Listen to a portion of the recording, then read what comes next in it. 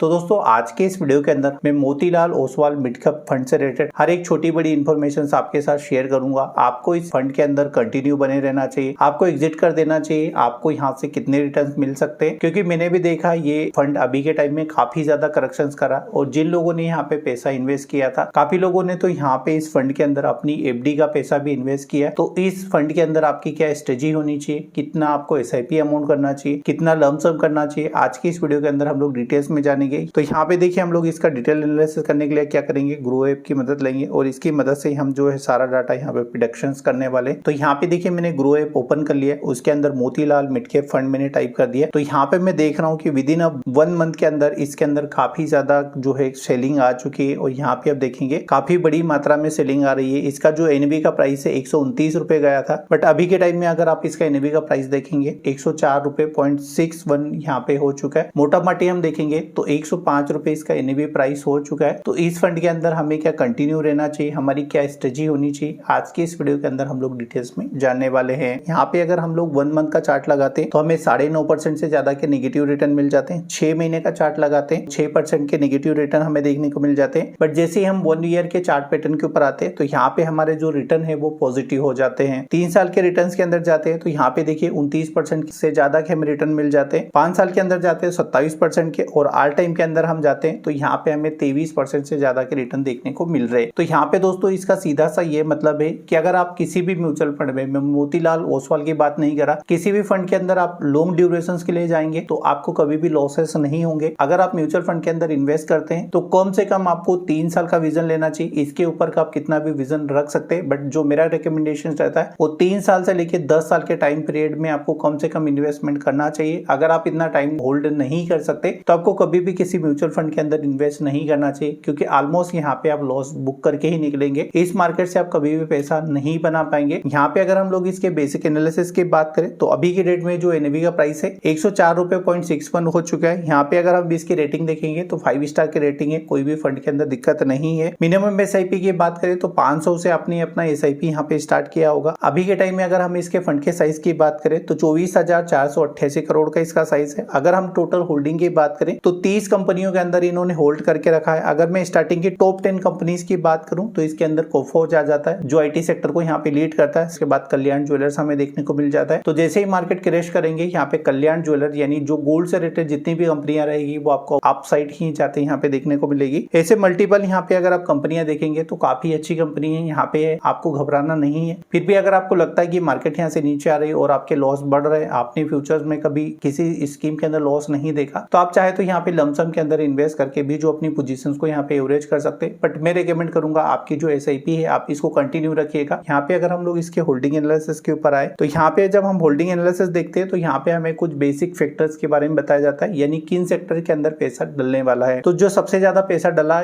हुआ है इस फंड का वो टेक्नोलॉजी के ऊपर डला हुआ है और अभी के टाइम में जो फिनटेक है उसका काफी ज्यादा मार्केट के अंदर डिमांड है। अगर आप लॉन्ग टाइम का जर्नी रखेंगे तो आपका जो है यहाँ पे अच्छा पैसा बन जाएगा। दूसरा यहाँ पे आ जाता है कैपिटल्स एंड गुड्स। तो कैपिटल एंड गुड्स के अंदर भी अच्छी खासी डिमांड है, जो कंपनियां है वो लगातार प्रॉफिट बना रही है। तो आपको थोड़ा सा पेशेंस रखना होगा, पैसा आपका कहीं नहीं जा रहा। अगर आपका विजन है 3 साल से लेके 10 साल तक का तो यहाँ पे आप कंटिन्यू रहिएगा, आपके जो है अच्छे रिटर्न बन जाएंगे। बट मैं आपको रिकमेंड करूंगा अपनी एसआईपी को कभी भी होल्ड या स्किप मत करिएगा, एसआईपी आपको कंटिन्यू रखना है क्योंकि यही सही टाइम होता है। यहाँ पे अगर हम लोग एक्सपेंस एंड टैक्सेस की बात करें तो एक्सपेंस रेशो इनका अगर 1 साल के पहले आप एग्जिट कर देंगे तो 1% का है और अगर आप लॉन्ग टाइम में देखेंगे तो 0.65 है, जो मेरे ख्याल से इंडस्ट्री का एवरेज है। इनका जो एक्सपेंस रेशो वो भी ज्यादा नहीं है। यहाँ पे आप फंड मैनेजर्स देख सकते हैं, ये बेसिक चीज है। यहाँ पे फंड मैनेजर्स आपको ये बताते हैं कि उनका एक्सपीरियंस क्या है, फ्यूचर्स में वो कहाँ काम कर चुके हैं और कितना उनको एक्सपीरियंस है। इससे आप ये सारी चीजें यहाँ पे जान सकते हैं। तो दोस्तों आशा करता हूँ ये वीडियो आप लोगों को काफी अच्छी लगी होगी। फिर भी अगर आपका कोई सवाल है या कुछ चीजें आपको नहीं समझ आ रही और आपका जो लॉस है काफी ज्यादा बढ़ रहा है, आप चाहे तो उसके स्क्रीनशॉट भी हमें moneymintideya@gmail.com के ऊपर सेंड कर सकते हैं। जो भी बेस्ट गाइडेंस रहेगा मैं आपको फ्री में प्रोवाइड करा दूंगा। जो भी आपका स्टेटस रहेगा उसके ऊपर आप हमें सेंड करिएगा, उसका एक पॉजिटिव रिप्लाई मैं आपको कर दूंगा। तो चलिए दोस्तों मिलते हैं और किसी नई वीडियो में नई जानकारी के साथ। चलिए धन्यवाद।